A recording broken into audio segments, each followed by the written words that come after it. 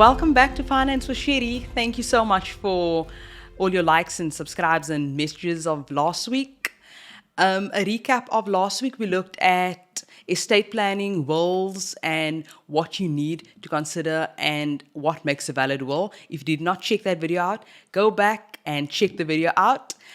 But for today, we'll be looking at life cover, okay? Life insurance and life cover. So a quick reminder, I'm not a financial planner and this does not constitute as financial advice.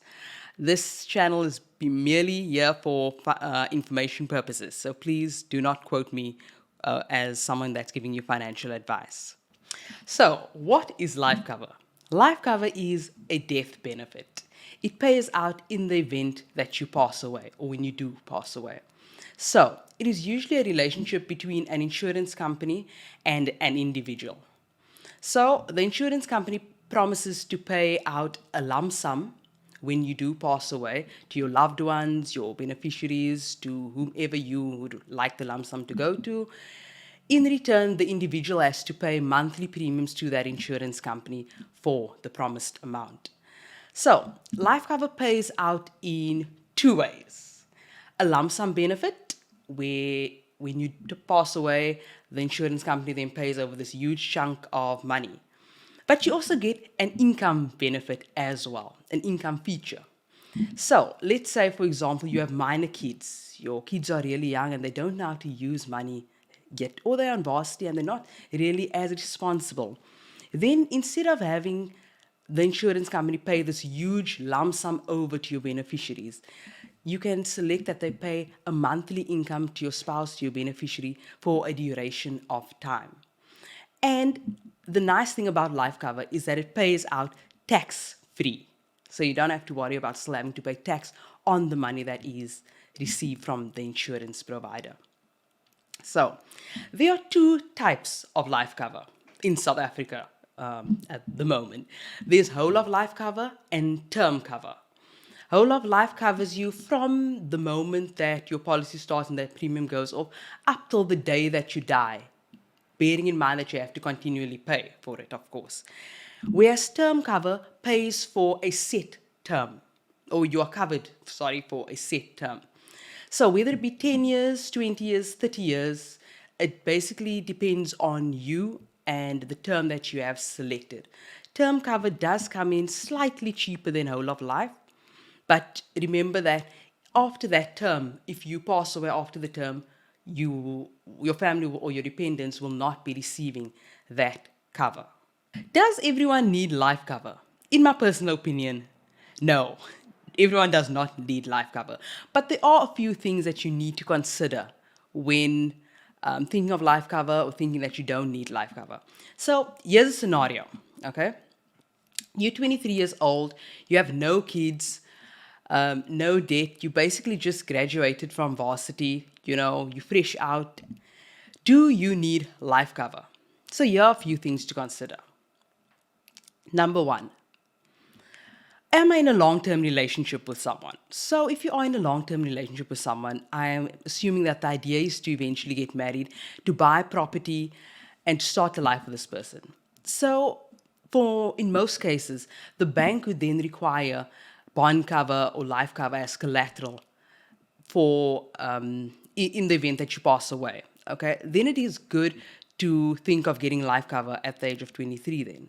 Okay, it is also good at such a young age because your premium is dependent on a few things. So premium is dependent on your age, your health status, so how healthy you are, your occupation or education, and then your smoker status.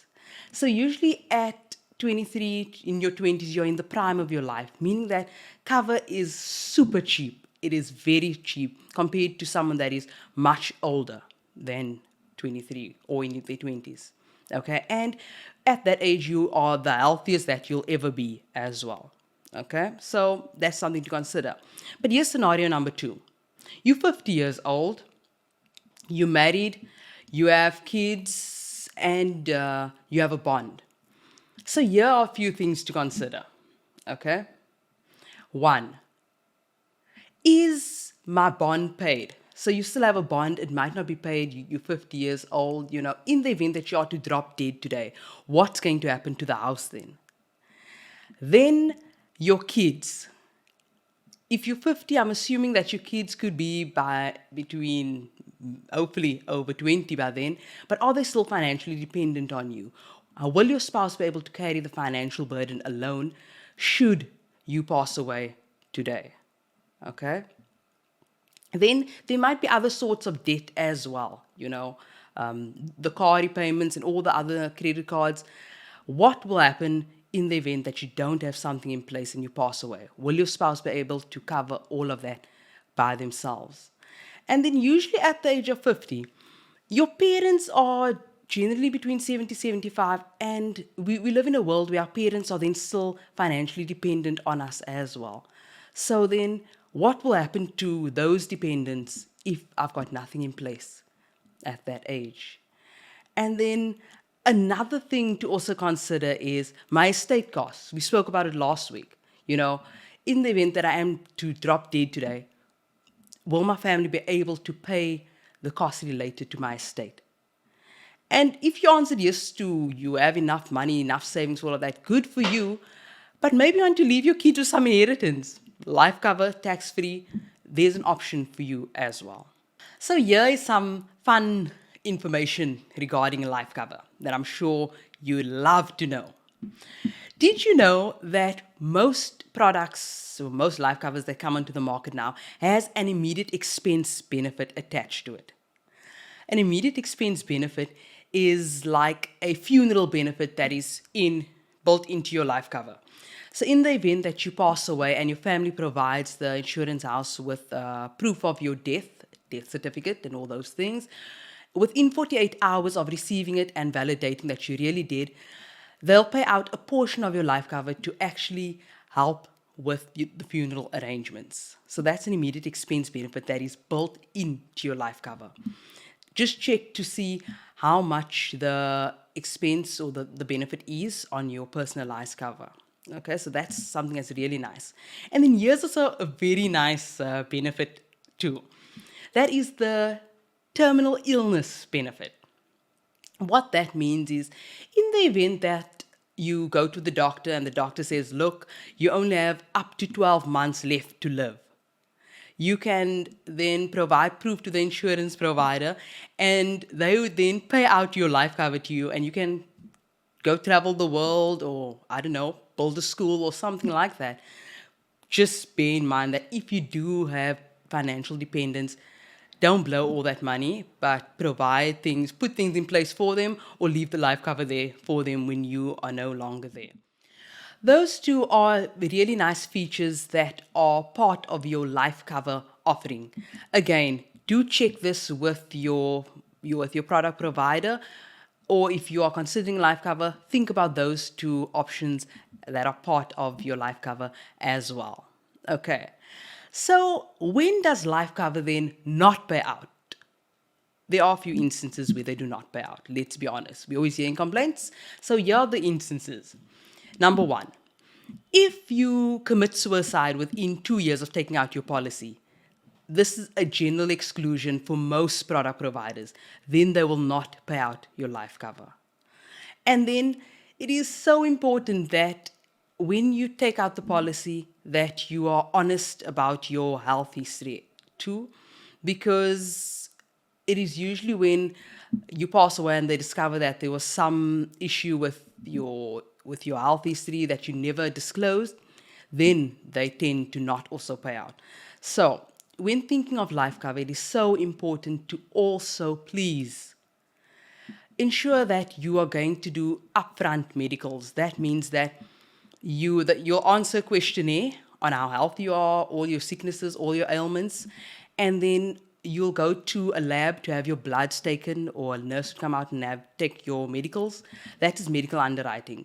And then at the beginning of the policy, they'll already see how healthy you are and what loadings or anything exclusions they need to put on your policy at the beginning of your policy, so that at the end, when you do pass away, your beneficiaries can be paid out, because that is what you ultimately want, the payout for your loved ones after that. Please, please, please note that we all do fall on hard times. COVID was rough and we tend to go through different financial challenges. But please do not lapse your policy. Do not lapse or cancel your policy. When you do fall on hard times, try your best to, instead of lapsing or canceling, to decrease your benefit, and that will decrease the premium as well. And then one day when you are back on your feet, just increase the benefit and increase the premium. Reason being that if you are to cancel or lapse your policy, you'd have to go through the full process again, and this would usually mean that your premium would be more, you'd be older, sicker, and all these things would actually impact your premium so much more. So instead of canceling and lapsing, just decrease your benefits to decrease your premium. And then, very important, please constantly review your policy with your financial advisor or planner or whoever.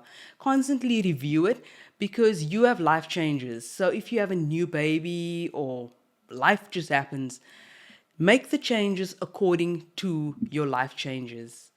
And also, a really nice tip: if you are older and your kids are no longer financially dependent on you, decrease your life cover. You don't have to be paying a huge premium every month for cover that is not needed anymore. So then decrease it and put it into a different benefit. Not to worry, we will be getting into every benefit for the next 2 or 3 weeks. So stay tuned and please hit like, subscribe, and constantly watch my videos. Thank you.